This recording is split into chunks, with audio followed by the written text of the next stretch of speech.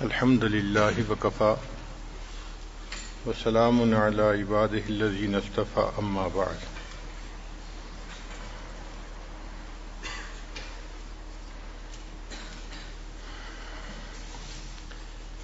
دین اسلام نے نکاح کو عبادت قرار دیا۔ حدیث مبارکہ میں ہے النکاح نصف الایمان، نکاح آدھا ایمان ہے۔ اور بعض احادیث میں ہے کہ ایک کوارا آدمی نماز پڑھتا ہے تو اس کو ایک نماز پڑھنے پر ایک نماز کا ثواب ملتا ہے، لیکن جب شادی شدہ ہو جاتا ہے پھر ایک نماز پڑھتا ہے تو اللہ تعالیٰ اس کو 21 نمازوں کا ثواب عطا فرماتے ہیں۔ اس کی کیا وجہ؟ کہ اب اس کے اوپر حقوق العباد آ گئے۔ حقوق العباد پورے کرتے ہوئے جب یہ حقوق اللہ کو پورا کرتا ہے اللہ اس کا اجر بڑھا دیتے ہیں۔ نبی اسلام نے ارشاد فرمایا چند باتیں سنن المرسلین میں سے ہیں، یعنی سب رسولوں نے اس پر عمل کیا۔ ان میں سے ایک السواک، کہ مسواک کرنا سب رسولوں کی سنت ہے۔ دوسری بات النکاح، نکاح کرنا یہ سب رسولوں کی سنت ہے۔ التعطر، تیسرا خوشبو کا استعمال کرنا یہ بھی سب رسولوں کی سنت ہے۔ کوئی رسول ایسے نہیں گزرے کہ جو صفائی اور پاکیزگی کا خیال نہ رکھتے ہوں، سب عطر استعمال کرتے تھے اور صفائی پاکیزگی کی زندگی گزارتے تھے۔ تو یہ باتیں سنن المرسلین میں سے ہیں۔ حضرت علی رضی اللہ عنہ فرماتے ہیں کہ نبی علیہ الصلوۃ والسلام نے مجھے نصیحت فرمائی کہ علی چند باتوں میں بہت جلدی کرنا۔ کون سی باتیں؟ فرمایا جب نماز ہو جائے تو ادا کرنے میں جلدی کرنا،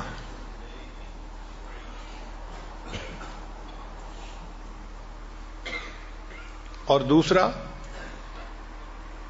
جب بیٹی جوان ہو جائے اور اس کا جوڑ کا رشتہ مل جائے تو اس کا نکاح کرنے میں جلدی کرنا، اس میں دیر نہ کرنا۔ اور تیسری بات کہ اگر تمہارے اوپر کوئی قرض ہو جائے تو قرض کو ادا کرنے میں جلدی کرنا۔ اور چوتھی بات کہ جب کوئی بندہ فوت ہو جائے تو اس کے کفن دفن کے اندر جلدی کرنا۔ 4 چیزوں میں جلدی کرنے کا حکم مجھے نبی علیہ الصلوۃ والسلام نے عطا فرمایا۔ چنانچہ ماں باپ کی ذمہ داری بنتی ہے کہ بیٹا یا بیٹی جب جوان ہو جائیں تو جتنا جلدی پاسبل ہو اچھا رشتہ مل جائے، مناسب رشتہ، ان کا نکاح کر دینا چاہیے، کیونکہ ہم نے یہ دیکھا ہے جہاں نکاح سستا ہوتا ہے وہاں زنا مہنگا ہوتا ہے، اور جہاں نکاح مہنگا ہوتا ہے وہاں زنا سستا ہوتا ہے۔ بہت ساری جگہوں پہ بدکاری اس لیے زیادہ ہوتی ہے کہ ماں باپ شادیاں جلدی نہیں کرتے، جس کی وجہ سے نوجوان بچے گمراہی کا شکار ہو جاتے ہیں۔ اب اس کی سزا صرف ان نوجوان بچوں ہی کو نہیں ملتی، بلکہ علماء نے لکھا ہے ان کے ماں باپ کو بھی اس کی سزا ملتی ہے۔ یعنی بدکاری تو کی بچے نے، مگر وہ بدکاری بچے کے نام اعمال میں بھی لکھی گئی، ماں باپ کے بھی نام اعمال میں، چونکہ وہ شادی کر نہیں رہے اس کی۔ تو دیکھیں کہ ماں باپ کو خواہ مخواہ جو ہے وہ عذاب میں گرفتار ہونا پڑے گا، اس لیے کہ وہ وقت پہ اپنے بچوں کا فرض ادا نہیں کریں گے۔ جب شادی ہو جائے تو میاں بیوی کو چاہیے کہ آپس میں بہت الفت محبت کی زندگی گزاریں۔ جتنا محبت پیار کی زندگی گزاریں گے اتنا اللہ تعالیٰ کے ہاں سے ان کو اجر اور ثواب ملے گا۔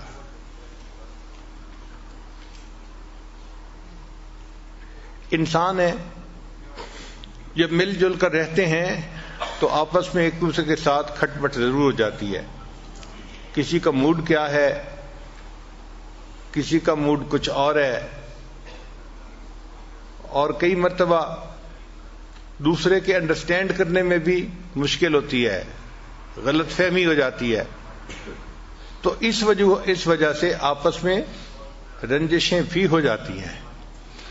مگر گھر کے ماحول کو اچھا رکھنا، محبت پیار والا رکھنا، یہ مرد کی ذمہ داری ہوتی ہے۔ مرد کے اندر 4 خوبیاں ہونی چاہیے۔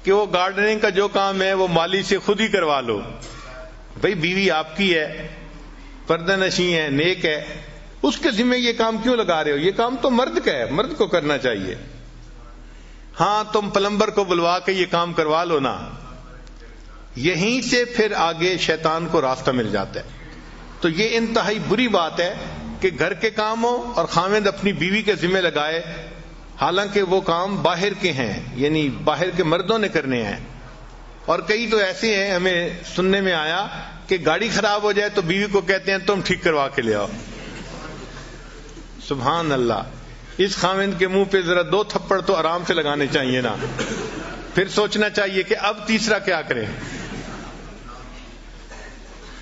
تو ارریسپانسبل ہونا یہ بہت بری عادت ہے. اچھے خاوند کی پہلی صفت کہ وہ ایک ریسپانسبل انسان ہو، وہ اپنے گھر کے کام کاج میں بھی دلچسپی لے، اور جہاں بیوی کو ہیلپ کی ضرورت ہے خاوند اس کی ہیلپ کرے. بس بیوی کو ایک ہی دفعہ بتانے کی ضرورت پڑے، بار بار یاد دلانے کی نہ پڑے، اور ایک دفعہ کہنے پہ وہ کام کر دیا جائے. اس سے اللہ تعالیٰ راضی ہو جاتے ہیں. آپ دیکھیں ان کاموں کی اتنی اہمیت ہے کہ حضرت موسیٰ علیہ السلام اپنی اہلیہ کے ساتھ سفر کر رہے ہیں، اور اہلیہ جو تھی وہ ولادت کا وقت ان کا قریب تھا، تو ان کو درد شروع ہو گئی. اب جب دردیں ہوتی ہیں تو سردی اور زیادہ بندے کو تکلیف دیتی ہے. تو حضرت موسیٰ علیہ السلام چاہتے تھے کہ کہیں سے آگ ملے تاکہ ان کو ذرا آگ کی گرمی کی وجہ سے ٹھنڈک کم ہو جائے. تو انہوں نے دیکھا کہ ایک درخت میں سے آگ نکل رہی تھی. تو حضرت موسیٰ علیہ السلام درخت سے آگ لینے کے لیے گئے تھے، اور اللہ نے وہاں ان کو پیغمبری عطا فرما دی تھی. تو بیوی کا کام تھا نا آگ لینے کے لیے جانا. آگ لینے کو جائیں پیغمبری مل جائے. اسی طرح نبی علیہ السلام اپنے گھر کے کاموں میں بہت دلچسپی لیتے تھے. بکری کا دودھ خود دو لیتے تھے، اپنے کپڑوں کو پیوند لگا دیتے تھے، اپنے جوتے کو سی لیتے تھے. گھر کے کاموں میں کئی مرتبہ نبی علیہ السلام نے روٹی پکانے میں مدد فرمائی. ایک مرتبہ فاطمہ الزہرا اللہ نے روٹی بنا رہی تھیں، نبی علیہ السلام تشریف لے گئے، اور نبی علیہ السلام نے کہا کہ فاطمہ کچھ روٹیاں میں لگاتا ہوں. تو نبی علیہ السلام نے کچھ روٹیاں تنور کے اندر لگائیں. تو گھر کے کاموں میں دلچسپی لینا یہ مرد کی ذمہ داری بنتی ہے.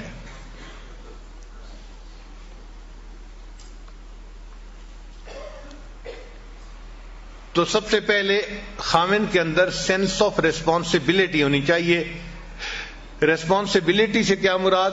کہ گھر کے کام کاج کو بھی وہ اپنی ذمہ داری سمجھے، پھر گھر کے بچوں کی تربیت کو بھی اپنی ذمہ داری سمجھے. بعض جگہوں پہ ہم نے دیکھا کہ اولاد کو بالکل پوچھتا ہی نہیں باپ، بس ماں کے ذمہ لگا دیا تم ہی ان کو جو ہے نا تربیت دو اور ان کو سکھاؤ. نہیں، مرد کی ذمہ داری ہے. تو سینس آف ریسپانسبلٹی کا ہونا انتہائی ضروری ہے. خاوند کو ارریسپانسبل نہیں ہونا چاہیے. اور دوسری بات کہ خاوند کی طبیعت کے اندر فوربیئرنس ہونی چاہیے. فوربیئرنس کہتے ہیں تحمل مزاجی کو. جلد بازی نہیں ہو. کئی خاوند ایسے ہوتے ہیں ذرا سی چھوٹی چھوٹی باتوں پہ، نکمی باتوں پہ فوراً غصے میں آ جاتے ہیں، اور پھر خود کہتے بھی ہیں حضرت میں باہر دفتر میں ہوتا ہوں بڑا ٹھیک ہوتا ہوں، دوستوں میں ہوتا ہوں بڑا ٹھیک ہوتا ہوں، پتہ نہیں گھر جاتا ہوں میرے دماغ گرم ہو جاتا ہے، پتہ نہیں دماغ کو گرمی چڑھ جاتی ہے. تو میں نے پوچھا کہ گرمی کس سے چڑھتی ہے؟ آگ سے. کہنے لگا ہاں. میں نے کہا آپ کو پتہ ہے آگ سے کون بنا ہے؟ شیطان بنا ہے. تو اصل میں یہ شیطانیت ہے جو تمہارے دماغ میں چڑھ جاتی ہے. شیطان قابو کر لیتا ہے تمہیں اور پھر تمہیں غصے میں رکھتا ہے. تو ہر وقت چھوٹی چھوٹی بات پہ غصے میں آنا یہ بری بات ہے. ایسا نہیں کرنا چاہیے. انسانوں کے ساتھ ہم نے زندگی گزارنی ہے تو ہمیں تحمل مزاجی اختیار کرنی پڑے گی. جو ہمارے مزاج ہے، تو میرا تجربہ تو یہ ہے کہ ہمیں فرشتوں کے ساتھ رہنے کا موقع ملے تو ہمیں تو ان سے بھی گلے شکوے ہونے شروع ہو جائیں کہ یہ بھی اچھے نہیں ہیں. ہم اتنے جو ہیں وہ نازک مزاج لوگ ہیں. چھوٹی چھوٹی نکمی باتوں پہ شکوہ کرنا یہ بری بات ہوتی ہے. نبی علیہ السلام کی مبارک زندگی کو دیکھیں، آپ اپنے گھر کے اندر عورتوں کے ساتھ اتنا محبت پیار سے رہتے تھے کہ اپنی بیویوں کو خوش رکھتے تھے. نبی علیہ السلام نے فرمایا خیرکم خیرکم لأہلہ، تم میں سے سب سے بہتر وہ ہے جو اپنے اہل خانہ کے لیے بہتر ہو. وَأَنَا خَيْرُكُمْ لِأَهْلِي، اور میں تم سب میں سے اپنے اہل خانہ کے لیے سب سے بہتر ہوں. یعنی اپنی مثال بتائی کہ میں سب سے بہتر ہوں اپنے اہل خانہ کے لیے. ایک مرتبہ نبی علیہ السلام اپنی ایک زوجہ کے ہاں تھے. اب دوسری زوجہ نے کوئی کھانا بنایا تو کھانا اچھا لذیذ تھا. ان کا جی چاہا کہ نبی علیہ السلام بھی یہ کھانا کھائیں. انہوں نے ایک مٹی کے پیالے میں وہ کھانا ڈال کے تو غلام کے ہاتھ بھیج دیا نبی علیہ السلام کی خدمت میں. تو نبی علیہ السلام تو دوسرے گھر تھے. جب وہاں کھانا لے کے وہ بندہ آیا تو اس نے کھانا پیش کیا تو نبی علیہ السلام نے عائشہ صدیقہ عنہا کو فرمایا کہ اچھا آپ یہ کھانا لے لو. اب ان کو طبیعت کے اندر ناگواری محسوس ہوئی کہ میری باری کا دن ہے تو کھانا بھی مجھے سرو کرنے کی اجازت ہونی چاہیے. یہ کیا ہوا کہ میرا دن ہے اور کھانا کسی اور کی طرف سے آ رہا ہے. چنانچہ انہوں نے کھانا جو پکڑا تو اتنا بے دلی کے ساتھ کہ جیسے انسان ادھورے من سے کوئی کام کرتا ہے، اور وہ پیالہ زمین پہ گرا اور ٹوٹ گیا. اب ذرا سوچیں کیا سین ہوا ہوگا کہ کھانا جو لے کے آیا تو وہ پیالہ ہی ٹوٹ گیا، کھانا بھی نیچے گر گیا. ہم جیسا کوئی ہوتا ایک طوفان کھڑا کر دیتا، تم بدتمیز ہو، تمہیں سمجھ نہیں، تم یہ ہو، تم فلاں، پتہ نہیں کیا کیا القاب ہم ایک منٹ میں اس کو دے دیتے. مگر نبی علیہ السلام تحمل مزاجی سے اٹھے اور آپ نے دو کام کیے. پہلا کام یہ کیا کہ وہ جو پیالہ ٹوٹ گیا تھا اس کے بدلے میں حضرت عائشہ صدیقہ عنہا کے گھر کے اندر سے ایک پیالہ لے کے وہ اس کو واپس دے دیا. بھئی وہ پیالہ ٹوٹ گیا، اس کے بدلے تم یہ پیالہ لے جاؤ.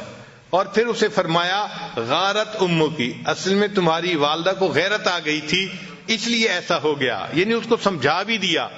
تو یہ عورت کی فطرت ہوتی ہے، اس کو کچھ چیزیں فیل ہوتی ہیں، شریعت نے بھی اس کا پھر لحاظ رکھا ہے. تو دیکھیں نبی علیہ السلام نے کتنے اچھے طریقے سے اس معاملے کو سلجھا دیا. تو اگر گھر میں کوئی معاملہ ہو جائے تو یہ مرد کی ذمہ داری بنتی ہے کہ وہ ان معاملات کو پیار محبت سے سمجھداری سے سلجھا دے. ایک مرتبہ سیدہ صدیقہ رضی اللہ تعالیٰ عنہا اور نبی علیہ السلام کے درمیان کسی معاملے میں بات ہو رہی تھی. اچھا ابھی بات ہو رہی تھی اور اتنے میں سیدنا صدیق اکبر رضی اللہ تعالیٰ عنہ ملنے کے لیے تشریف لے آئے. تو نبی علیہ السلام نے فرمایا کہ بہت اچھا، ابو بکر آگے تمہارے والد ہیں، ہم ان کو ثالث بنا لیتے ہیں کہ یہ ہمارے معاملے کا فیصلہ کر لے. چنانچہ ابو بکر صدیق عنہ کو اندر بلا لیا. وہ اندر تشریف لائے تو دیکھا کہ عائشہ صدیقہ رضی اللہ تعالیٰ عنہ کسی بات پہ نبی علیہ السلام سے ذرا خفا محسوس ہو رہی تھی. چنانچہ نبی علیہ السلام نے فرمایا عائشہ بات پہلے تم کرو گی یا میں کروں؟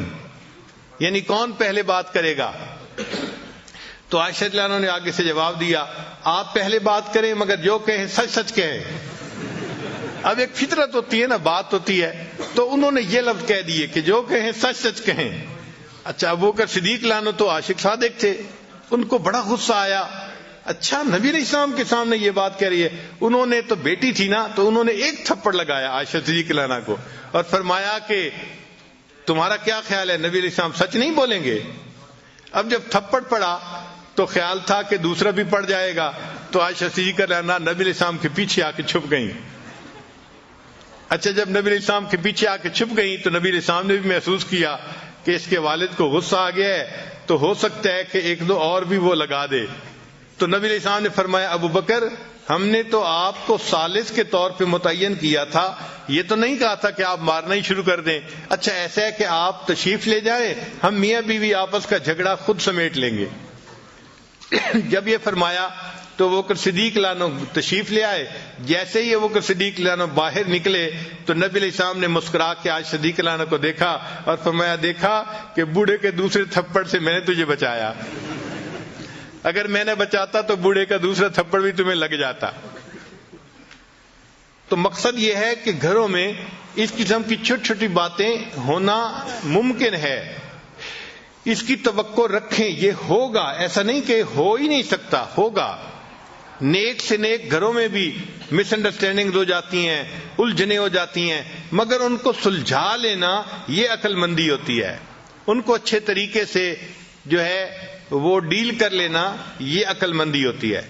اس کو کہتے ہیں کرائسس مینجمنٹ، اور ہر اچھے خاوند کو کرائسس مینجمنٹ آنی چاہیے، اس کے اندر اتنی سمجھداری ہونی چاہیے کہ اس کرائسس کنڈیشن سے مجھے کیسے نکلنا ہے۔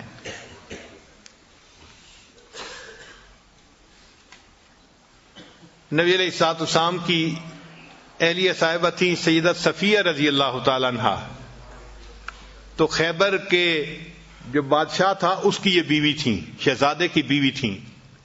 صاف ظاہر ہے کہ جو شہزادے کی بیوی ہو وہ عورتوں میں بہت خوبصورت اور ہنرمند ہوتی ہے، شہزادہ ایسے تو کسی کو بیوی نہیں چنتا۔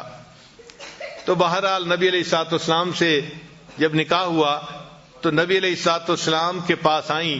اللہ نے ان کو حسن و جمال بھی بہت دیا تھا، اور یہ اچھا کھانا بھی بہت بنایا کرتی تھیں، بہت اعلیٰ کھانا بنایا کرتی تھیں، جس کی وجہ سے ان کے ساتھ دوسری امہات المومنین کی کئی مرتبہ ذرا انبن ہو جاتی تھی۔ اچھا، ایک مرتبہ ایک ام المومنین نے ان کو کہہ دیا، اے یہودیہ کی بیٹی، یہودیہ کی بیٹی، یعنی ان کے چونکہ اوپر کے سب لوگ یہودی تھے اور یہ مسلمان ہوئی تھیں، تو ان کو یہودیہ کی بیٹی کہہ دیا، جس پہ وہ بہت دکھی ہوئی اور انہوں نے رونا شروع کر دیا۔ نبی علیہ السلام کو پتہ چلا تو آپ صلی اللہ علیہ وسلم نے پوچھا، صفیہ آپ کیوں رو رہی ہیں؟ اے اللہ کے حبیب صلی اللہ علیہ وسلم، مجھے انہوں نے کہا ہے کہ تم تو یہودی کی بیٹی ہو۔ تو نبی علیہ السلام نے فرمایا، تم رو کیوں رہی ہو؟ تم اسے کہتی کہ نہیں، میں ہارون علیہ السلام نبی کی بیٹی ہوں، ان کے خاندان سے تھیں، اور میرے چچا موسیٰ علیہ السلام تھے، اور میرے خاوند بھی اللہ کے نبی ہیں۔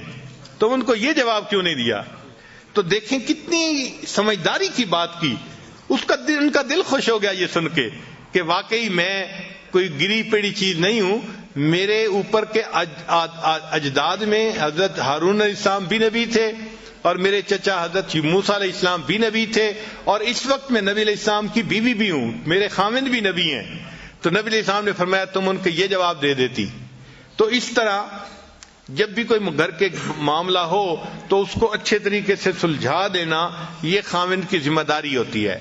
تو خاوند کے اندر فوربیرنس ہونی چاہیے، چھوٹی چھوٹی باتوں پہ جلد بازی کر لینا یا جلدی سے کوئی ناپسندیدہ لفظ بول دینا یہ بہت بری بات ہوتی ہے۔ ہمارا یہ تجربہ ہے، آج کل کے نوجوان چھوٹی چھوٹی باتوں پہ بیوی کو دھمکی دیتے ہیں، میں تمہیں گھر بھیج دوں گا، میں تمہیں گھر بھیج دوں گا، میں تمہیں طلاق دے دوں گا۔ یہ بہت ہی بری بات ہے، اس سے بری بات اور کوئی خاوند نہیں کر سکتا۔ اس کی وجہ کیا ہے کہ جب خاوند نے بیوی کو کہہ دیا کہ میں تمہیں طلاق دے دوں گا، میں تمہیں گھر بھیج دوں گا، تو بیوی کے دماغ میں ایک بات آ گئی کہ اس کے ساتھ میری پوری زندگی گزرنا مشکل ہے، پتہ نہیں یہ مجھے کس وقت طلاق دے دے۔ تو بیوی سپلٹ پرسنالٹی بن جاتی ہے، پھر شیطان اس کے پاس آ کے اس کو مشورہ دیتا ہے تم کہیں اپنے لیے اور بھی کوئی پرپوزل دیکھ لو یا کوئی تعلق ایسا دیکھ لو کہ اگر یہ تمہیں چھوڑے تو تم کیا کرو گی۔ تو یہ فکرہ چھوٹا سا ہے، لیکن اس فکرے کا زہر کتنا ہے اس کا مردوں کو اندازہ نہیں ہوتا۔ ایک فکرہ بول کے ہمیشہ کے لیے بیوی کو جو ہے وہ یعنی سپلٹ پرسنالٹی بنا دیتے ہیں۔ کبھی بھی یہ فکرہ نہیں بولنا چاہیے، بلکہ بیوی کو تو ایسا یقین ہونا چاہیے کہ مجھے تو خاوند نے اس طرح پیار سے رکھا ہے کہ میری اچھائی کو بھی اس نے قبول کیا ہے اور میری کوتاہی کو بھی اس نے قبول کیا ہے۔ اگر بحیثیت انسان کوئی چھوٹی موٹی کوتاہی ہو جائے تو اس کو قبول کرنا چاہیے۔ ہم انسان ہیں، فرشتے نہیں ہیں۔ اگر بیوی سے کوتاہیاں ہوتی ہیں تو خاوند سے بھی تو ہوتی ہیں۔ اگر خاوند بیوی کے اندر 10 کوتاہیاں گن لے گا تو بیوی اپنے خاوند کے اندر 100 کوتاہیاں گن لے گی۔ نبی علیہ السلام نے اس کا بہترین حل بتایا، ارشاد فرمایا اگر تمہیں اپنی بیوی کی کوئی بات ناپسندیدہ نظر آئے، اگر تمہیں اپنی بیوی کی کوئی بات ناپسندیدہ نظر آئے تو نبی علیہ السلام نے فرمایا پھر اس کی طرف دیکھو، تمہیں اس میں بہت ساری باتیں پسندیدہ بھی نظر آ جائیں گی. تو پسندیدہ چیزیں بھی تو ہوتی ہیں. آخر وہ بچوں کی ماں ہوتی ہے، آخر وہ گھر کے اندر کھانے بناتی ہے، خاوند کے لیے، بچوں کے لیے، سب کے لیے. گھر کو اس نے اتنا صاف ستھرا رکھا ہوتا ہے، اس پر اس کو جان مارنی پڑتی ہے، محنت کرنی پڑتی ہے. خود بخود یہ کام نہیں ہو جاتے. اگر وہ اتنا سب کچھ کر رہی ہے تو اس کو کریڈٹ بھی ملنا چاہیے. باقی رہ گئی بات کہ بھئی چونکہ اس کی جذباتی سوچ ہوتی ہے تو کئی مرتبہ وہ الٹی سیدھی بات بھی سوچ لیتی ہے، کر جاتی ہے. تو تحمل مزاجی سے کام کرنا چاہیے. چنانچہ ایک صاحب تھے، وہ اپنی بیوی کی زبان سے ذرا تنگ تھے. مرد کا ہاتھ قابو میں نہیں ہوتا، عورت کی زبان قابو میں نہیں ہوتی. تو اس نے سوچا کہ میں امیر المومنین حضرت عمر رضی اللہ عنہ کے پاس جاتا ہوں اور ان سے جا کے پوچھتا ہوں کہ میں اس بیوی کا کیا کروں. تو عمر رضی اللہ عنہ تو بڑے جو ہے وہ دبدبے والے اور ہمت والے ہیں، تو صاف ظاہر ہے وہ مجھے کہیں گے کہ ذرا اس کو سیدھا کر دو، تو میں پھر خوب کٹائی کروں گا اس کی. چنانچہ یہ نیت لے کے کہ مجھے پٹائی کا NOC مل جائے گا اور پھر مسئلہ حل ہو جائے گا، وہ حضرت عمر رضی اللہ عنہ کے پاس آئے. ابھی دروازے کے باہر کھڑے تھے کہ وہ سنا کہ حضرت عمر رضی اللہ عنہ سے ان کی بیوی اونچی اونچی زبان میں بات کر رہی تھی، اونچی آواز میں بات کر رہی تھی. اب وہ صحابی تھوڑی دیر تو سنتے رہے اور تھوڑی دیر کے بعد پھر وہ کہنے لگے کہ چلتے ہیں. جب یہی اپنی بیوی سے سن رہے ہیں تو میں ان سے کیا پوچھوں گا. اچھا جب وہ جانے لگے تو عمر رضی اللہ عنہ باہر تشریف لائے. تو عمر رضی اللہ عنہ نے اس سے پوچھا کہ بھائی آپ کیوں جا رہے ہیں. اس نے کہا جی میں ایک بات پوچھنے آیا تھا، لیکن آپ ہی کے ساتھ وہی کچھ بیت رہا ہے جو میرے ساتھ بیتتا ہے، تو میں آپ سے کیا پوچھتا. تو حضرت عمر رضی اللہ عنہ نے اس کو سمجھایا کہ دیکھو یہ میری بیوی ہے، یہ میرے لیے باورچن بھی ہے، میرے لیے درزن بھی ہے، میرے لیے گھر کی بھنگن بھی ہے، میرے بچوں کی ماں بھی ہے. اگر میری خاطر یہ گھر کے اتنے کچھ کر سکتی ہے تو کیا میں اس کی صرف بات کو برداشت نہیں کر سکتا. یہ عمر رضی اللہ عنہ نے اس کو سمجھایا. اس بندے کو بات سمجھ میں آ گئی کہ واقعی ہمیں ان سے تحمل مزاجی کے ساتھ گفتگو کرنی چاہیے. اور ایک کتاب میں لکھا ہے کہ آپ لوگوں کو پتہ ہے کہ بیوی حضرت عمر رضی اللہ عنہ سے کیا بات کر رہی تھی. عجیب سی بات تھی، سن کے حیران ہو جائیں گے. وہ کہہ رہی تھی آپ جو رات کو مدینے میں گشت کرنے کے لیے جاتے ہیں نا، آپ اصل میں مدینے کی عورتوں کو دیکھنے کے لیے جاتے ہیں. اللہ اکبر کبیرہ، اللہ اکبر کبیرہ. یعنی حضرت عمر رضی اللہ عنہ کا مقام دیکھیں کہ جن کو نبی علیہ السلام فرماتے ہیں کہ جس راستے پہ عمر جاتا ہے شیطان اس راستے کو چھوڑ دیتا ہے. جن کی دعائیں نبی علیہ السلام نے مانگی، جو اسلام کے لیے مؤید اور مددگار بن کے آئے، اور جو خلیفہ راشد تھے، ان کے بارے میں بیوی کی سوچ دیکھو، الگ سوچ ہے نا ذرا. تو وہ کہنے لگی کہ آپ تو رات کو پہرا جو دیتے ہیں نا مدینے میں جا کے، تو اس لیے دینے جاتے ہیں کہ آپ چاہتے ہیں کہ میں مدینے کی عورتوں کو جا کے دیکھوں. تو عورتیں ہیں بیچاری ناقصات العقل، اس لیے ان کو کہا گیا. تو وہ اس قسم کی باتیں سوچ لیتی ہیں، ذہن میں رکھ لیتی ہیں اور کئی مرتبہ الٹی سیدھی بات کر مارتی ہیں. تو ان سے تحمل مزاجی ہی سے پیش آنا چاہیے. نبی علیہ السلام نے یہی بات سکھائی.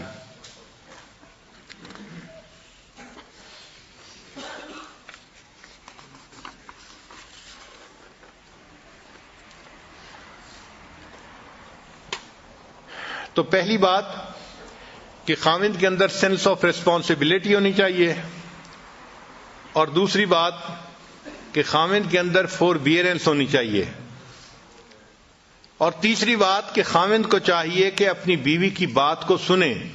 یہ ایک ایسی غلطی ہے جو آج کے زمانے میں بہت سارے لوگ کرتے ہیں. فرصت ہی نہیں ہوتی بیوی سے بات سننے کی. حالانکہ اللہ تعالیٰ نے بیوی کی وائرنگ ہی ایسی کی ہے کہ جب خاوند شام کو گھر آتا ہے تو وہ اپنے گھر کی ساری کارگزاری سنائے بغیر نہیں رہ سکتی. وہ بات اس کے منہ سے نکلنی ہی ہوتی ہے. لیکن خاوند اگر اس کی بات نہیں سنتا تو پھر اس کا نقصان ہوتا ہے. اس نے بات تو کرنی ہے، وہ پھر یا اپنی کسی کلاس فیلو سے کرے گی، یا بہن سے کرے گی، یا اپنی والدہ سے کرے گی. اور جب وہ کسی تیسرے سے بات کرے گی تو ان کے مشورے ضروری نہیں کہ کوئی بہت مناسب ہوں اور جچے تلے ہوں، وہ الٹے سیدھے مشورے بھی ہو سکتے ہیں۔ ہمارے حضرت رحمۃ اللہ فرمایا کرتے تھے کہ میاں بیوی آپس میں ایک دوسرے کی وجہ سے کبھی نہیں جھگڑتے، ہمیشہ تیسرے کی وجہ سے جھگڑے ہوتے ہیں۔ اور واقعی ہم نے دیکھا ہے کہ جھگڑے کی بنیاد ہمیشہ کوئی نہ کوئی تیسرا ہوتا ہے، چاہے وہ لڑکی کی ماں ہو، لڑکی کی بہنیں ہو، یا لڑکے کی والدہ ہو، لڑکے کی بہنیں ہو، کوئی نہ کوئی تیسرا ہوتا ہے جو میاں بیوی کی ایکویشن خراب ہونے کا ذریعہ بنتا ہے۔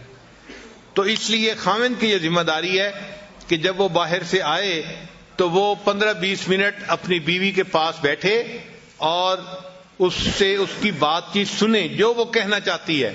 اچھا، یہ ضروری نہیں کہ اس بات چیت کا جواب بھی فوراً دیں، بیوی کو جواب نہیں فوراً چاہیے ہوتا، صرف بیوی نے کارگزاری سنانی ہوتی ہے۔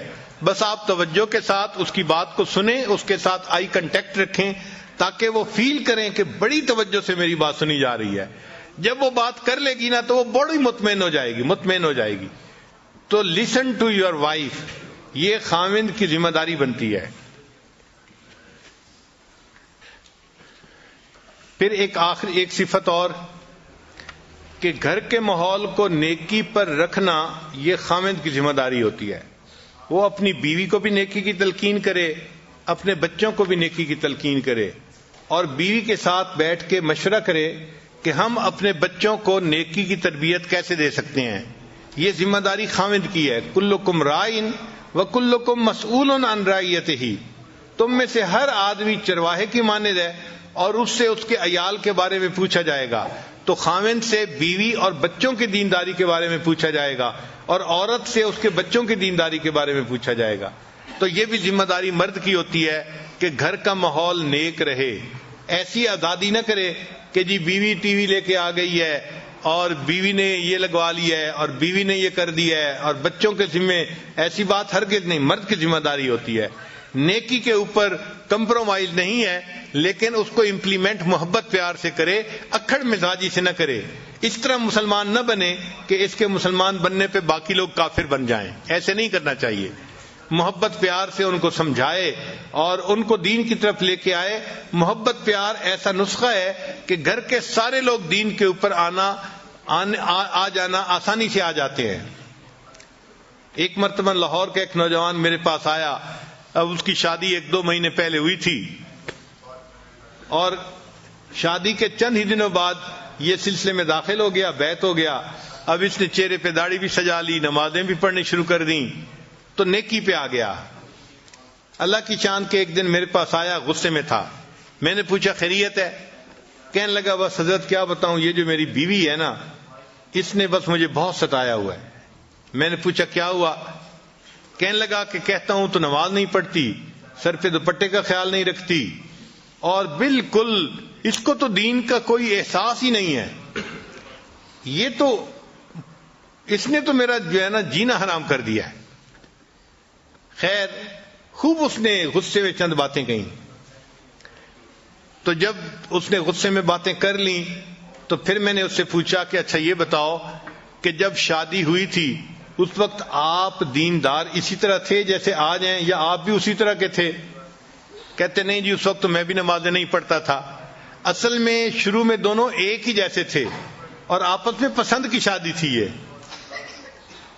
تو میں نے کہا کہ بھائی آپ بھی اسی جیسے تھے اور آپ بھی نمازیں نہیں پڑھتے تھے، تو آپ نے ایسی ہی بیوی پسند کی، تو بیوی تو وہی ہے نا، کوئی بدلی تو نہیں ہے، مگر فرق یہ پڑا کہ آپ نے اس مجلس میں آنا شروع کیا اور آپ نے دین کی باتیں سنی تو آپ نے دین کو قبول کر لیا، اور اب آپ کی زندگی نیکی دین والی بن گئی ہے۔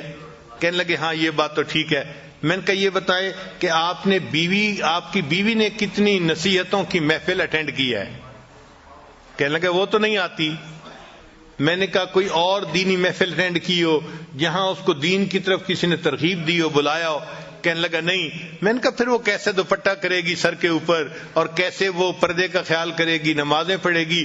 اس کو تو سمجھانے والا کوئی ہے ہی نہیں۔ آپ کو تو سمجھانے والے مل گئے، اس کو تو نہیں نہ ملے۔ تو اب اس کو فیل ہوا کہ بھائی حضرت جی مجھے آہستہ آہستہ نا اس بات پہ لے آئیں گے کہ اچھا اس کو محفلوں میں لایا کرو، تو یہ تو کام لمبا ہو جائے گا نا۔ اور وہ تو جلدی حل چاہتا تھا کہ حضرت جی مجھے کہیں وہ نماز نہیں پڑھتی، تم جاؤ ذرا اس کو سیدھا کرو۔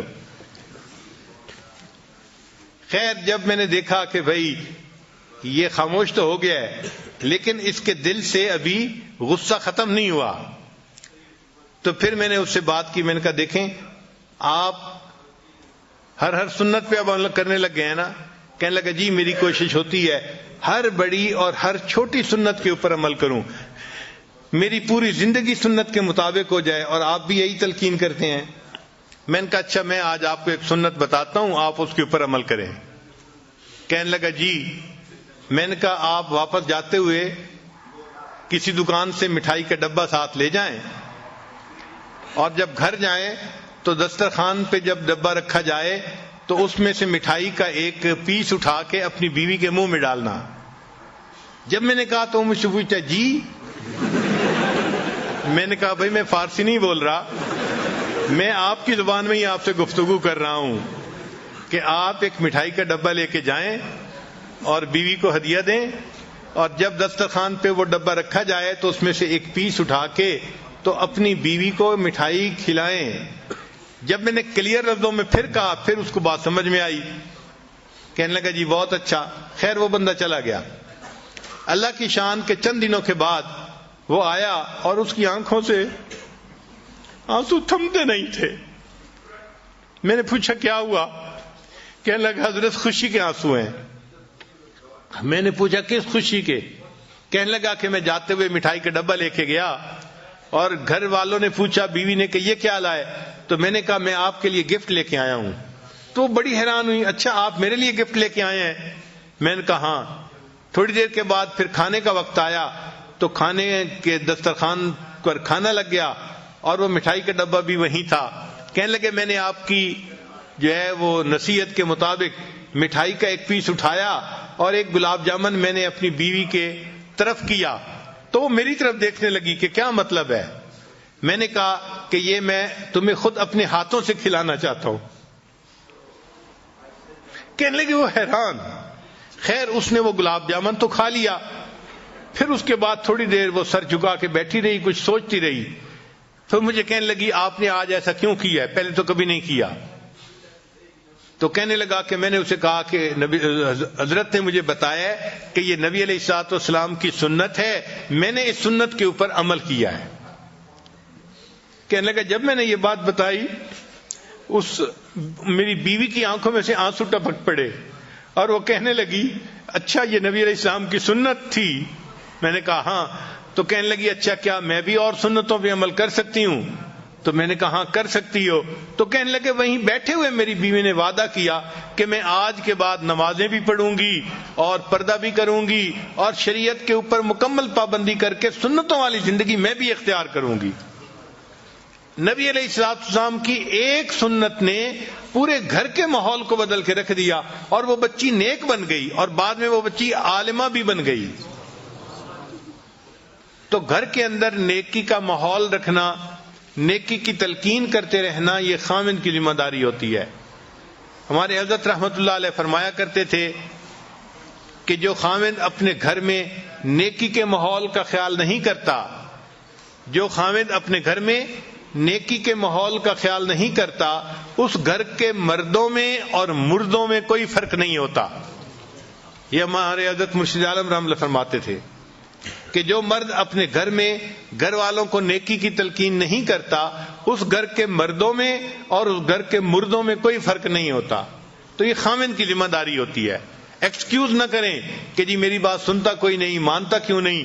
ہاں جب آپ رف ٹف موڈ میں، غصے کے موڈ میں بات کریں گے آپ کی بات کوئی نہیں سنے گا، لیکن جب آپ محبت اور پیار سے بات کریں گے تو ایسی ہر کوئی بات سنے گا کہ سب آپ کے جو ہیں وہ بات کو پورا کر کے دکھانے والے بن جائیں گے۔ بچے بھی آپ سے محبت کریں گے، بیوی بھی آپ سے محبت کرے گی۔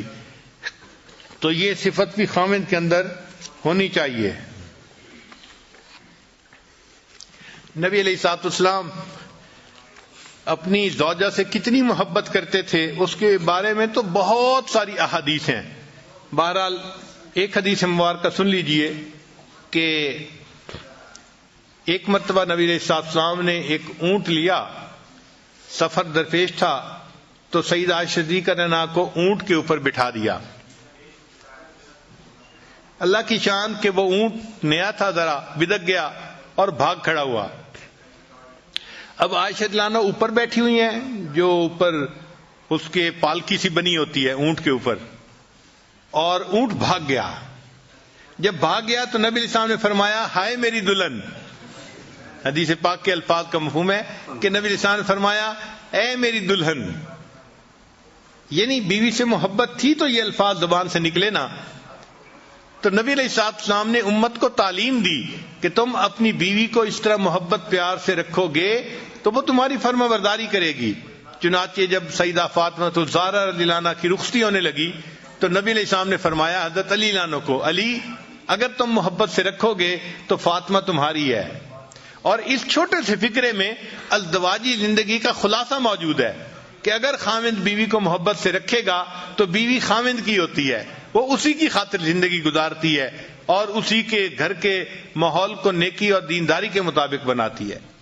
تو محبت پیار سے گھر والوں کو رکھنا تاکہ گھر کا ماحول نیک رہے، یہ ضروری ہے۔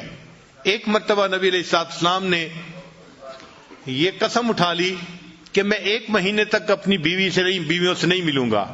یہ واقعہ ایلا کہلاتا ہے۔ اب نبی علیہ السلام مسجد میں تھے، بیویاں گھروں میں تھیں اور 1 مہینے کی قسم کھائی ہوئی تھی۔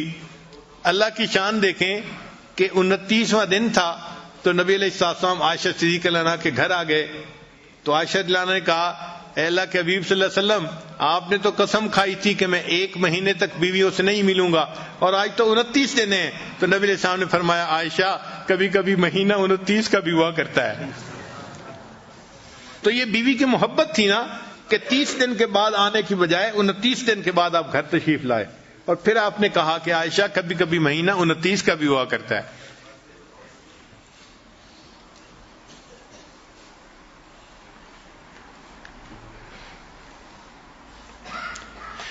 ایک مرتبہ صدیق اللہ نے پوچھا اے اللہ کے حبیب صلی اللہ علیہ وسلم، آپ کو مجھ سے محبت کس طرح کی ہے؟ تو نبی علیہ السلام نے جواب میں فرمایا کہ جس طرح رسی کی گانٹھ ہوتی ہے، ایسی گانٹھ کہ جس کو جتنا کھینچا جائے وہ اتنی مضبوط ہوتی چلی جاتی ہے۔ تو میری محبت بھی آپ کے ساتھ ایسی ہے کہ جتنا اس کو کھینچا جائے یہ اتنی مضبوط ہوتی چلی جاتی ہے۔ چنانچہ جب ایسی آیات اتری جن میں امہات المومنین کو اختیار دیا گیا تھا کہ یا تو وہ نبی علیہ السلام کے ساتھ رہیں یا پھر ان کو دنیا کی سب نعمتیں دے دی جائیں گی، اس کو آیت تخییر کہتے ہیں۔ تو نبی علیہ السلام نے بتایا سب کو، مگر نبی علیہ السلام سمجھتے تھے کہ عائشہ صدیقہ عمر میں چھوٹی ہیں، ایسا نہ ہو کوئی جلد بازی کا فیصلہ کر لے۔ تو نبی علیہ السلام نے امہات المومنین کو یہ بات بتائی کہ اللہ نے آپ لوگوں کو اختیار دیا ہے، آپ دونوں اس میں ایک چیز کو چن لے، فیصلہ کر لیں، مگر عائشہ آپ کو میں بتا رہا ہوں کہ آپ اکیلی فیصلہ نہ کرنا، آپ اپنے ماں باپ سے مشورے کے بعد فیصلہ کرنا، کیونکہ نبی علیہ السلام کو یقین تھا کہ جب یہ اپنے والد ابوبکر صدیق رضی اللہ عنہ سے مشورہ کرے گی تو وہ ان کو یہی کہیں گے کہ تم جو ہے غربت تنگی کو برداشت کر لو اور نبی علیہ السلام کے ساتھ ہی رہو۔ تو جب انہوں نے نبی علیہ السلام نے فرمایا کہ تم اپنے والدین سے مشورے کے بعد فیصلہ کرنا، تو عائشہ صدیقہ رضی اللہ عنہا مسکرائیں اور کہنے لگیں آپ کے بارے میں فیصلہ کرنے کے لیے مجھے کسی اور سے پوچھنے کی کوئی ضرورت نہیں، میں تنگی ترشی کو برداشت کر لوں گی، میں آپ کو اختیار کرتی ہوں، مجھے کسی اور چیز کی ضرورت نہیں ہے۔ تو عائشہ صدیقہ کے اس جواب کو سن کے پھر باقی تمام ازواج مطہرات نے بھی نبی علیہ السلام کو چن لیا۔ تو محبت دونوں طرف سے ہو، خاوند کی طرف سے بیوی سے محبت ہو اور بیوی کی طرف سے خاوند کے ساتھ اس کو محبت ہو۔ نبی علیہ السلام کی یہ کامیاب ازدواجی زندگی ہمیں اس بات کی تعلیم دیتی ہے ہم اپنے گھروں میں اگر چاہیں تو جنت کا ماحول بنا سکتے ہیں۔ سچی بات یہ ہے اتنا پرسکون ہوتا ہے گھر کہ انسان کو گھر میں جنت کا مزہ آتا ہے، سب نیکی پہ چلنے والے، سب نیکی کرنے والے، سب اتفاق رائے کے ساتھ زندگی گزارنے والے، بیوی خاوند کی تعریفیں کر رہی ہوتی ہے، خاوند بیوی کی تعریفیں کر رہا ہوتا ہے، اور دونوں اللہ کو راضی کرنے کے لیے اپنی کوششیں کر رہے ہوتے ہیں۔ یہ ہے اصل کامیاب زندگی کہ ہمارے گھر جنت کی تیاری کے جو ہے وہ مراکز بن جائیں، ہمارے گھر کا ہر فرد جنت کی تیاری میں لگا ہوا ہو، نیک اعمال میں لگا ہوا ہو۔ اور یہ چیز تب ممکن ہے جب خاوند اپنی بیوی کو محبت پیار سے رکھے گا. اگر خاوند یہ سمجھتا ہے کہ میں ڈانٹ ڈپٹ کے ذریعے سے بیوی سے بات منوا لوں گا تو یہ بات جو ہے خیالست و محالست و جنو، یہ بات ایسی نہیں ہوتی. ہمارے حضرت مرشد عالم رحمت اللہ فرمایا کرتے تھے کہ جو شخص پیار کے ذریعے اپنی بیوی کا دل نہ جیت سکا، جو شخص پیار کے ذریعے اپنی بیوی کا دل نہ جیت سکا، یہ شخص تلوار کے ذریعے بھی بیوی کا دل نہیں جیت سکتا.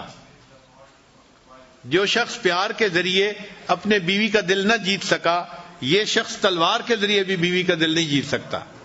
تو پیار و محبت ہی ہے جس کی وجہ سے آپس میں الفتیں بڑھتی ہیں اور ایک دوسرے کی قدر دل میں آتی ہے اور انسان اچھی زندگی گزارتا ہے.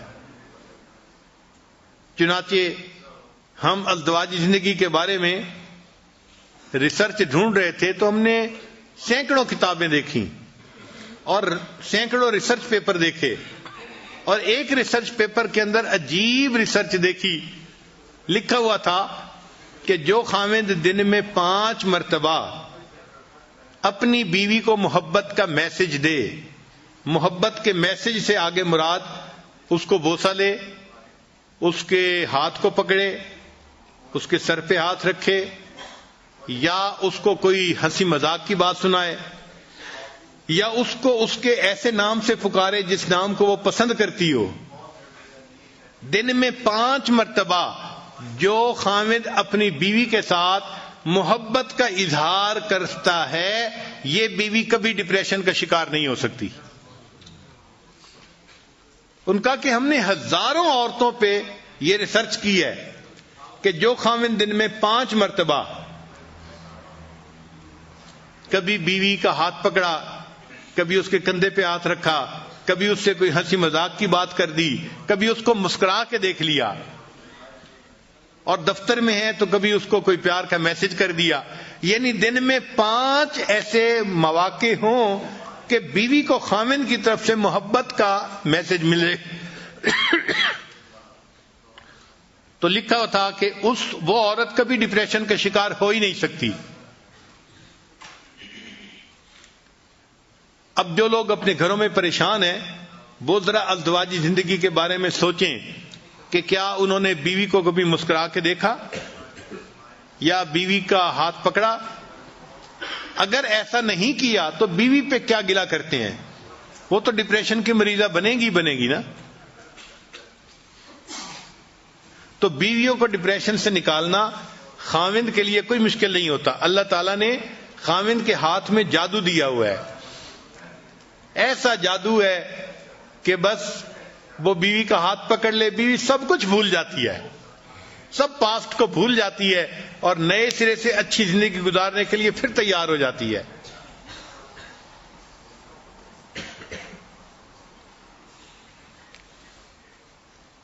بیوی کو منانے کے لیے نہ تعویذوں کی ضرورت ہے نہ کچھ عملیات کی ضرورت ہے. بیوی کو خوش رکھنے کے لیے صرف پیار کی ضرورت ہے، محبت کی ضرورت ہے.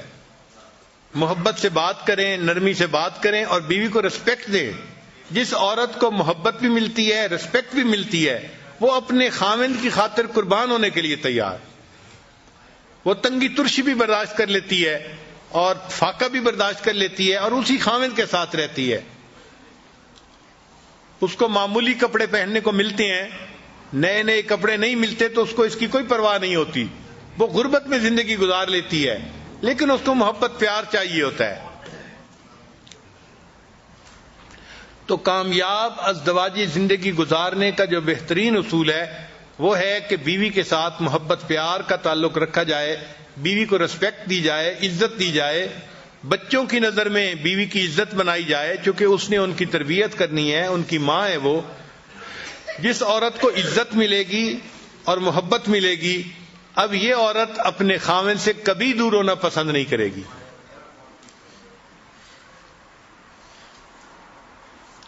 چنانچہ بعض لوگ بڑے غریب ہوتے ہیں، دیہاتوں میں ان کے گھروں کے اندر کھانے کو نہیں ہوتا، پینے کو نہیں ہوتا. ایک سوٹ میں عورت پورا سال گزارتی ہے، یعنی ایک جوڑا بنایا اور اسی ایک جوڑے میں وہ بیچاری پورا سال گزارتی ہے.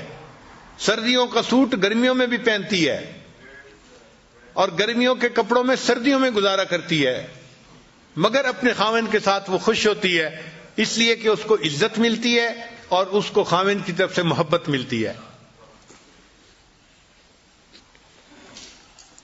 چنانچہ ایک میاں بیوی بہت غریب تھے، خاوند بیچارہ مزدوری کرتا تھا اور گھر کا خرچہ چلاتا تھا، مگر میاں بیوی آپس میں محبت بہت تھی۔ چنانچہ جب شادی کا دن آتا، جس کو اینیورسری کہتے ہیں شادی کی، تو شادی کے دن دونوں ایک دوسرے کو کوئی نہ کوئی چھوٹا موٹا گفٹ پیش کیا کرتے تھے۔ بیوی خاوند کو دیتی تھی اور خاوند بیوی کو دیتا تھا۔ اب ایک ایسا وقت آیا کہ خاوند کے پاس خرچ کرنے کو کچھ نہیں تھا اور بیوی کے پاس بھی کچھ بچت نہیں تھی، مگر شادی کی اینیورسری کا دن قریب تھا، تو میاں بیوی دونوں کے دل میں چاہت تھی کہ ہم ایک دوسرے کو گفٹ پیش کریں۔ اللہ کی شان کہ بیوی کہیں جا رہی تھی تو اس نے ایک دکان دیکھی کہ جس دکان پر یہ وگز نہیں بنتی، مسلمانوں کے معاشرے میں تو اتنی نہیں ہوتی، لیکن باہر کافروں کے ماحول میں بہت ہوتی ہیں کہ ٹوپیاں ہوتی ہیں جن کے بال بڑے خوبصورت ہوتے ہیں اور لمبے بال ہوتے ہیں، مرد بھی پہنتے ہیں عورتیں بھی پہنتی ہیں۔ تو وہ وگ کی دکان تھی، تو وہ کھڑی ہو کے دیکھنے لگ گئی، تو دکاندار نے اس سے پوچھا کہ آپ کیا دیکھ رہی ہیں؟ اس نے کہا میں دیکھ رہی ہوں کہ آپ یہ جو وگز بناتے ہیں تو ان کے اوپر آرٹیفیشل بال ہیں یا اوریجنل؟ اس نے کہا نہیں، اوریجنل ہیں، ہم خرید لیتے ہیں جس کے لمبے بال ہوں۔ تو عورت کے دل میں کیا خیال آیا؟ اس نے کہا کہ اچھا میرے بال تو بہت لمبے ہیں، اگر میں جو ہے کٹوا دوں تو کیا تمہیں بہت اچھے جو ہے اس کے بدلے پیسے دے دو گے؟ اچھا، عورت کے دل میں چاہت تھی کہ مجھے پیسے ملیں گے تو میں اپنے ہسبینڈ کے لیے شادی کے اینیورسری کے دن کے لیے تحفہ لے لوں گی۔ خیر، اس دکاندار نے اسے کہا کہ اگر تم بال اپنے کٹوا دو تو ہم اس کے بدلے تمہیں اتنے پیسے دے دیں گے۔ اچھا، اس نے اپنے بال کٹوا دیے اور چھوٹے چھوٹے بال رہ گئے، لمبے بال ختم ہو گئے، اور اس نے اب اس کے بدلے کچھ پیسے اس سے لے لی۔ اب وہ سوچنے لگی کہ میں خاوند کے لیے کیا تحفہ لے کے جاؤں۔ اس کے خاوند کے پاس ایک گھڑی تھی، جیسے گول گھڑی پہلے بوڑھوں کے پاس ہوتی تھی نا، ایک تو ہوتی ہے نا ہاتھ پہ باندھنے والی پٹے کے ساتھ، ایک ہوتی ہے جیب والی گھڑی۔ تو اس کے خاوند کے پاس وہ جیب والی گھڑی تھی، مگر اس کی چین نہیں تھی، تو وہ اس گھڑی کو جیب میں ڈالتا تھا اور پھر کبھی کبھی نکالتا تھا۔ تو بیوی نے سوچا کہ میں اپنے ہسبینڈ کے لیے وہ چین لے کے جاتی ہوں تاکہ میرا ہسبینڈ گھڑی کو چین کے ساتھ باندھ دے گا اور اس کو گھڑی نکالنی آسان ہو جائے گی۔ چنانچہ اس نے گھڑی کی چین خرید لی۔ اب جب وہ گھر پہنچی تو میاں بیوی دونوں ایک دوسرے کے پاس بیٹھے، انہوں نے کھانا کھایا۔ اب یہ اینیورسری کا دن تھا تو ایک دوسرے کو انہوں نے گفٹ دینا تھا۔ چنانچہ اب گفٹ دینے کے لیے بیوی نے پہلے بات بتائی کہ بھئی میں نے ایسے کیا ہے کہ وہ جو آپ کی گھڑی تھی نا، وہ آپ اس کو جیب میں ڈالتے تھے، اس کی چین نہیں تھی، تو میں نے کہا میں اس کے لیے خوبصورت سی چین لے آؤں، تو میں نے جو ہے وہ ایک چین خریدی ہے اور میں آج کے دن آپ کو وہ گفٹ کر رہی ہوں۔ تو بیوی نے گھڑی کی وہ چین دی تو خاوند کی آنکھوں سے آنسو آ گئے۔ تو بیوی نے پوچھا کہ آپ رو کیوں رہے ہیں؟ کہنے لگا کہ میں بھی سوچ رہا تھا کہ میں آج تمہیں ضرور گفٹ دوں گا، میں نے اسی گھڑی کو بیچ دیا اور اس کے بدلے میں تمہارے لیے ہیئر کلپس لے کے آیا ہوں۔ تو خاوند بیوی کے لیے ہیئر کلپ لے کے آیا، جبکہ بیوی اپنے بال کٹوا چکی تھی، اور بیوی اپنے خاوند کے لیے گھڑی کی چین لے کے آئی، جبکہ وہ اس گھڑی کو بیچ کے اس کے بدلے بیوی کا کلپ لے چکا تھا۔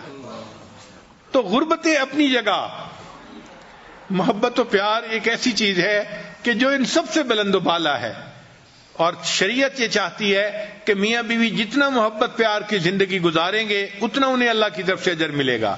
حدیث مبارکہ کا مفہوم ہے، خاوند جب بیوی کو دیکھ کے مسکراتا ہے اور بیوی خاوند کو دیکھ کے مسکراتی ہے، اللہ تعالیٰ ان دونوں کو دیکھ کے مسکراتا ہے۔ تو ذرا غور کیجئے نا کہ اللہ تعالیٰ کو خوش کرنا کتنا آسان ہے۔ خاوند جب بیوی کو دیکھ کے مسکراتا ہے اور بیوی خاوند کو دیکھ کے مسکراتی ہے، اللہ تعالیٰ ان دونوں کو دیکھ کے مسکراتا ہے۔ اور جنت میں جانا بھی بہت آسان ہے، ذرا سمجھنے کی بات ہے۔ غور کیجئے، حدیث مبارکہ میں ہے کہ جو عورت پاک دامنی کی زندگی گزارنے والی ہو اور فرائض پورے کرنے والی ہو اور اس حال میں مرے کہ اس کا خاوند اس سے خوش ہو، اللہ تعالیٰ اس کے لیے جنت کے دروازے کھول دیں گے، وہ بلا حساب سیدھی جنت میں جائے گی۔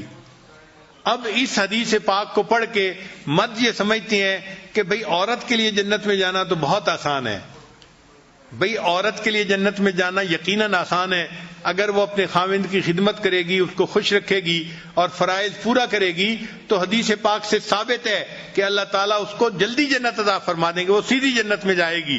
مگر اگر خاوند نے اس کو زندگی میں خوش رکھا ہے تو سوال یہ ہے کہ کیا وہ خاوند کے بغیر جنت چلی جائے گی؟ بھئی جو بھی اپنے خاوند سے خوش ہے، اگر اس کو اختیار دیا گیا کہ جنت چلی جاؤ تو کیا وہ خاوند کے بغیر چلی جائے گی؟ نہیں جائے گی، اس کی وفا کے خلاف ہے، کبھی ہو ہی نہیں سکتا کہ وہ خاوند کے بغیر جنت میں جائے۔ تو اگر بیوی جلدی جائے گی تو بیوی خاوند کو بھی ساتھ لے کے جائے گی۔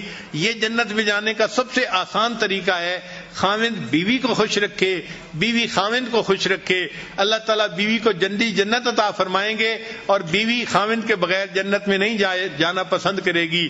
اللہ تعالیٰ ہمیں نیکی تقوی کی زندگی گزارنے کی توفیق عطا فرمائے اور ایک مثالی خاوند بن کر اللہ زندگی گزارنے کی توفیق عطا فرمائے۔ جو غلطیاں کوتاہیاں ہو گئی ہیں اپنی بیویوں سے معافی مانگ لینے میں کوئی حرج نہیں ہے، دنیا میں ان سے معافی مانگ کے خوش کر لیجئے اور ایک نئی زندگی محبتوں والی شروع کر دیجئے۔ وآخر دعوانا ان الحمد للہ رب العالمین۔ مراقبہ کر لیجئے۔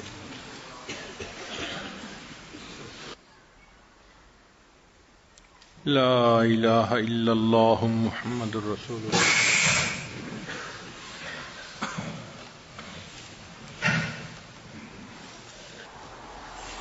سبحان ربی الوہاب، اللہم صلی علی سیدنا محمد وعلی آل سیدنا محمد وبارک وسلم۔ اللہم انت السلام ومنک السلام، تبارک الجلال والاکرام۔ پروردگار عالم ہمارے صغیرہ کبیرہ گناہ معاف فرما۔ اللہ ہم آپ کے عاجز بندے ہیں، اللہ ہمارے ساتھ درگزر کا معاملہ فرما، اللہ رحمتوں کا معاملہ فرما۔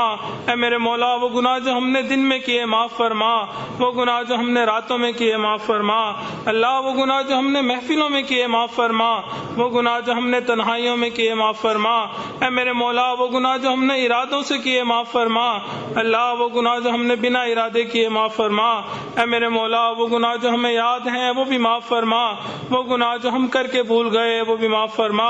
پروردگار عالم حقوق اللہ اور حقوق العباد پورا کرنے کی توفیق عطا فرما۔ اللہ جیسے حضرت تعلیم دے رہے ہیں، اللہ بتا رہے ہیں، اے میرے مولا یقیناً ہم نے زندگی ایسی نہیں گزاری، اللہ ہمیں ان باتوں پہ عمل کرنے کی توفیق عطا فرما۔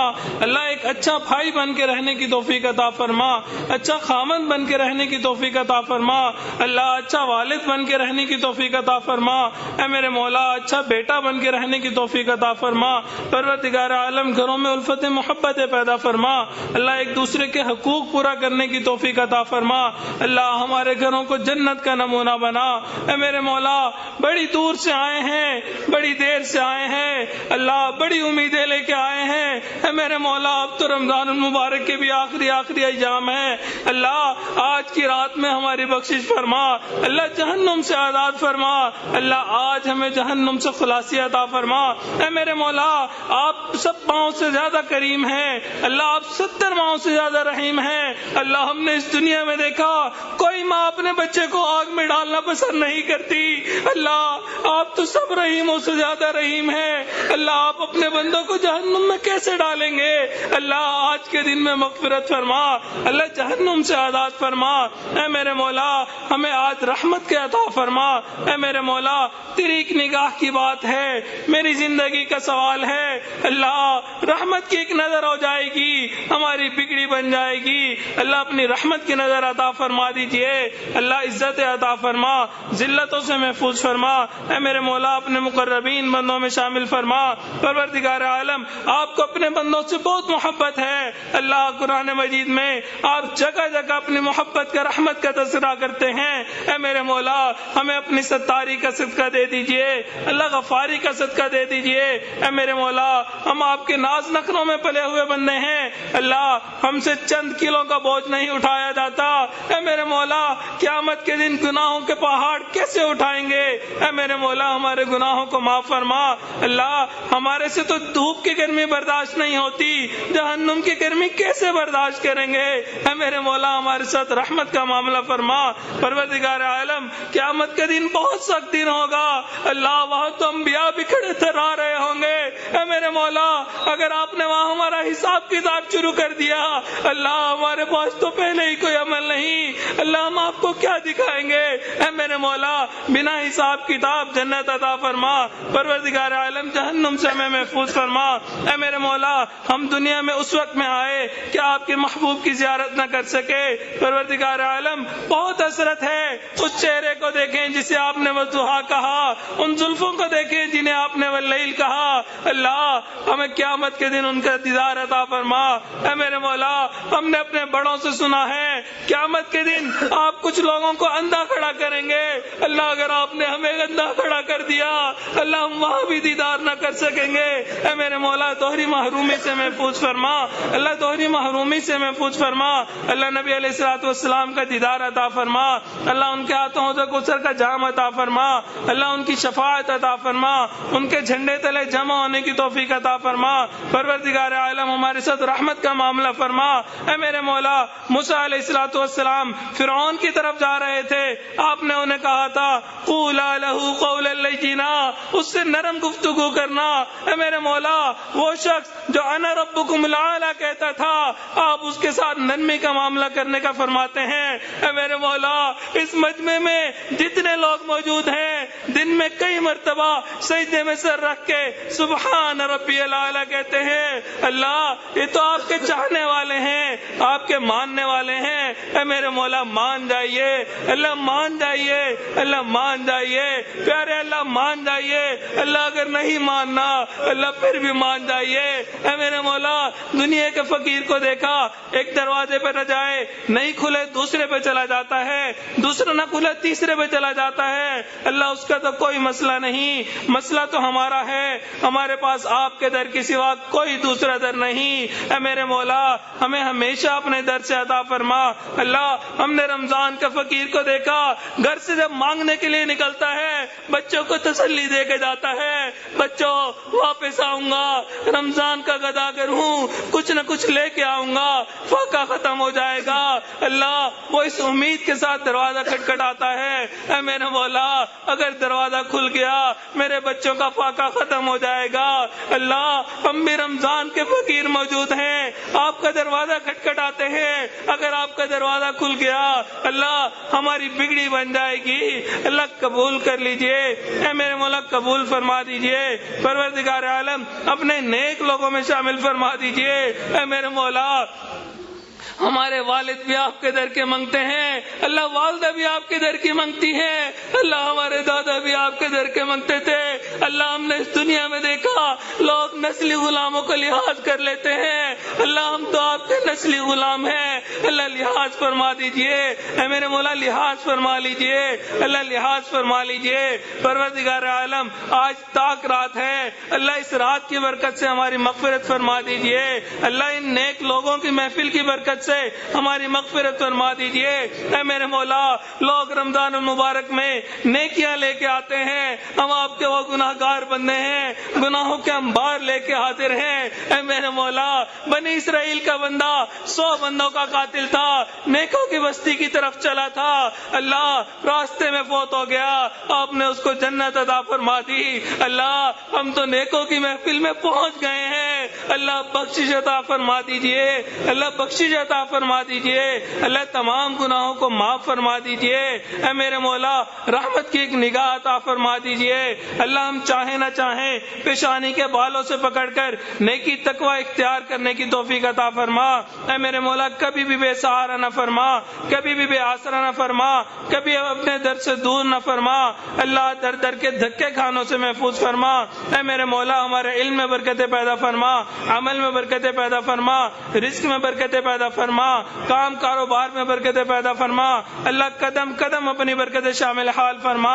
اللہ ہمیں مرضوں سے محفوظ فرما، قرضوں سے محفوظ فرما، جان مال کی حفاظت فرما، عزت آبرو کی حفاظت فرما، اللہ ہمارے ایمان کی حفاظت فرما، اے میرے مولا ہم نے اس دنیا میں دیکھا بچہ چلتے چلتے تھک جائے ابو کو کہتا ہے ابو اٹھا لیجئے اب میں مزید نہیں چل سکتا، والد اٹھا لیتا ہے، اللہ اب ہم شیطان سے لڑتے لڑتے تھک چکے ہیں، اللہ اپنی رحمت کا سہارا دے دیجئے، اللہ اپنی ستاری کا سہارا دے دیجئے، اللہ اپنی غفاری کا سہارا دے دیجئے، اے میرے مولا مان جائیے، پروردگار عالم مان جائیے، اللہ ہم نے اس دنیا میں دیکھا بچے کے پاس اگر کوئی قیمتی چیز ہو بڑوں کے پاس امانتاً رکھوا دیتا ہے، آپ کی اس کی حفاظت کر لیجئے، میں حفاظت نہیں کر سکوں گا، اللہ ہمارا ایمان بہت قیمتی ہے، شیطان ہر وقت اس پر ڈاکہ ڈالنے پہ لگا ہے، اللہ جب ہمارے مرنے کا وقت آئے ہمیں کلمے پہ موت عطا فرما، اللہ ایمان کے ساتھ جانے کی توفیق عطا فرما،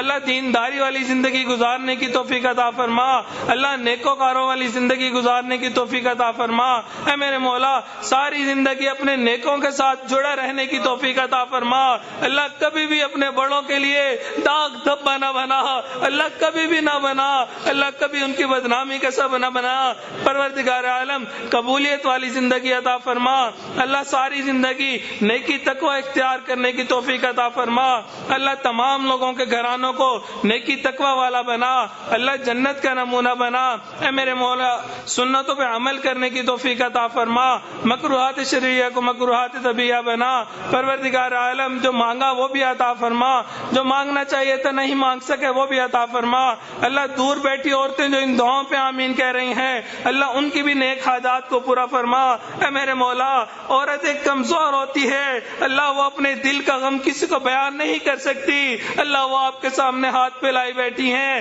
اے میرے مولا ان کی جولیوں کو بھرپور فرما، دلوں کی نیک تمناؤں کو پورا فرما، نیک حاجات کو پورا فرما، پروردگار عالم ہمیں مانگنا نہیں آتا مانگنے کا طریقہ عطا فرما، اے میرے مولا جو مانگا وہ بھی عطا فرما، جو مانگنا چاہیے تھا نہیں مانگ سکے وہ بھی عطا فرما، پروردگار عالم نبی علیہ الصلوۃ والسلام نے جو خیریں مانگی وہ عطا فرما، جن چیزوں سے پناہ مانگی ہمیں بھی پناہ عطا فرما، پروردگار عالم حضرت جی کی زندگی میں برکت عطا فرما، اللہ ان کی صحت میں برکت عطا فرما، اللہ ہمیں ان کی قدردانی کی توفیق عطا فرما، اے میرے مولا ہمیں بے قدرہ ہونے سے محفوظ فرما، اللہ ہمیں بے قدرہ ہونے سے محفوظ فرما، اللہ ہماری طرف سے ہمارے حضرت کو بہترین اجر و بدلہ عطا فرما، پروردگار عالم ہمارے نبی علیہ الصلوۃ والسلام کو جتنے لوگوں کی طرف سے بہترین اجر و بدلہ گیا اللہ اس سے بھی بہترین اجر و بدلہ ہماری طرف سے عطا فرما، اللہ ہمیں اپنے مقربین بندوں میں شامل فرما، اے میرے مولا ہمارے عزیز اقارب مشائخ رشتہ دار